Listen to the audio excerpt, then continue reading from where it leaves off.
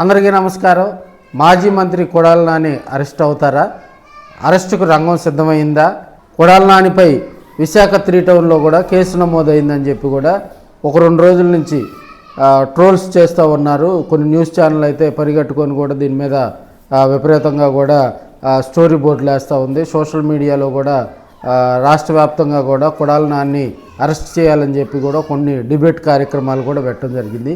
అసలు ఈ కొడాలి నాని అరెస్ట్ వెనక ఏముంది? అసలు కొడాలి నాని అరెస్ట్ అవుతారా?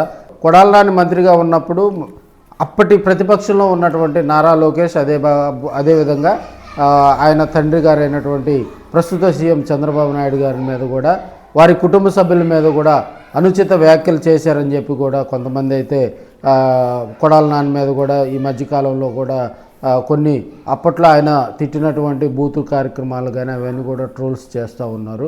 ఇప్పుడు దాన్ని పరిగణలోకి తీసుకొని కూడా విశాఖ ఏయూ యూనివర్సిటీకి సంబంధించినటువంటి లా కాలేజీ స్టూడెంట్ అంజనా ప్రియ కూడా శనివారం రాత్రి విశాఖ 3 టౌన్లో కూడా కంప్లైంట్ చేయడం జరిగింది. ఆ కంప్లైంట్ని అక్కడ ఉన్నటువంటి స్టేషన్ హౌస్ ఆఫీసర్ అయినటువంటి రమణయ్య గారు కూడా స్వీకరించడం జరిగింది. ఎఫ్ఐఆర్ కట్టడం కూడా జరిగింది. సోషల్ మీడియాలో గతంలో ఎవరైతే తెలుగుదేశం పార్టీ మీద విమర్శలు చేశారో, ట్రోల్స్ చేశారో వాళ్ళందరి మీద చర్యలు తీసుకునేందుకు కూడా ఇప్పుడున్నటువంటి కూటమి ప్రభుత్వం వేగవంతం చేసింది. దీనిలో భాగంగా ఆమె అంజనా ప్రియ కూడా మీడియాతో మాట్లాడుతూ ఇది నేను ఒక సామాజిక బాధ్యతగా కూడా తీసుకున్నాను.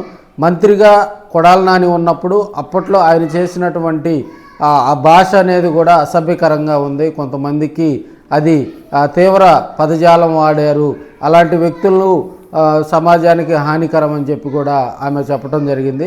ఇప్పుడున్న పరిస్థితుల్లో కూడా ఒక సోషల్ మీడియాలో గతంలో కూటమి ప్రభుత్వంలో ఉన్నటువంటి పెద్దల మీద విమర్శలు చేస్తేనే వాళ్ళ మీద కఠిన చర్యలు తీసుకుంటుంది. కాబట్టి ఇప్పుడున్న పరిస్థితుల్లో కూడా కొడాలి నానిపై చర్యలు తీసుకోవటం అనేది కూడా ఇప్పుడున్న ప్రభుత్వం ఎప్పటి నుంచో కూడా కొడాలి నాని మీద టార్గెట్ పెట్టింది. కాబట్టి నెక్స్ట్ టార్గెట్ కూడా వల్లభనేని వంశీ. వీళ్ళిద్దరి మీద కూడా చర్యలు తీసుకునేందుకైతే రాష్ట్ర ప్రభుత్వం అదేవిధంగా పోలీసు వర్గాలు అయితే కఠినమైన చర్యలు తీసుకునే అవకాశాలు ఉన్నాయి. ఎందుకంటే ఇప్పుడున్నటువంటి కూటమి ప్రభుత్వం కొడాలి నాని మీద ఎలాంటి చర్యలు తీసుకుంటారనేది కూడా మనకి ఈరోజు సాయంత్రానికల్లా స్పష్టత వచ్చే అవకాశం ఉంది.